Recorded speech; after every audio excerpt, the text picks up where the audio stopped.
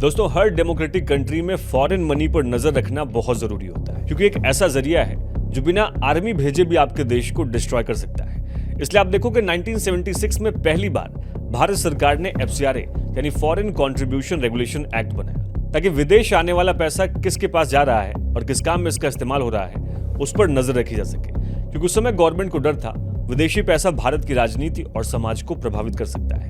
2010 में दोबारा में इस कानून में परिवर्तन किया गया, जिसमें फॉरेन फंडिंग लेने वाले हर इंडियन NGO के लिए रजिस्ट्रेशन को मैंडेटरी कर दिया गया और रजिस्ट्रेशन सिर्फ 5 साल के लिए वैलिड था। साथ ही रिपोर्टिंग और कंप्लायंसेस भी काफी बढ़ा दी गई और 2020 में भी इसमें 3 चेंजेस हुई। कोई NGO विदेश में मिला पैसा किसी दूसरे NGO को ट्रांसफर नहीं कर सकता।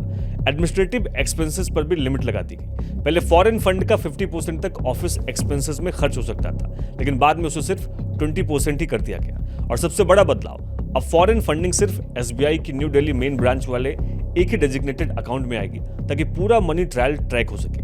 2025 में भी इसमें कुछ चेंजेस हुए, जैसे अगर किसी NGO को प्रायर परमिशन के जरिए फॉरेन फंड मिलता है तो 3 साल के अंदर वो पैसा रिसीव करना होगा और परमिशन मिलने की तारीख से 4 साल के अंदर उसे उसी पर्पज के लिए खर्च भी करना होगा। लेकिन एक समस्या और थी, जब किसी ऑर्गेनाइजेशन या NGO का FCRA कैंसिल हो जाता था तो उसकी फॉरेन फंडिंग तो रुक जाती थी, लेकिन पहले से फॉरेन मनी से खरीदी गई करोड़ों की प्रॉपर्टी, ऑफिसेज, व्हीकल्स, इक्विपमेंट और एसेट्स गवर्नमेंट कंट्रोल से बाहर रहते थे।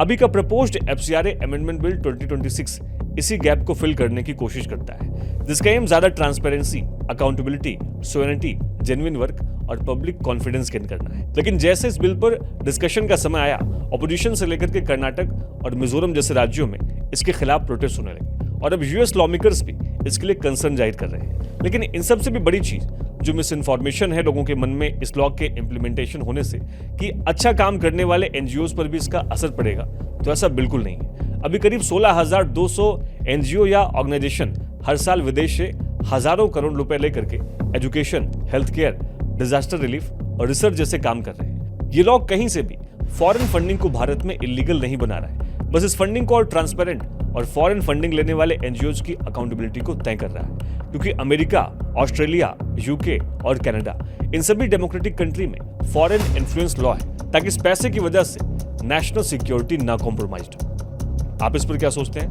कमेंट सेक्शन में जरूर लिखिएगा। जय हिंद, जय भारत।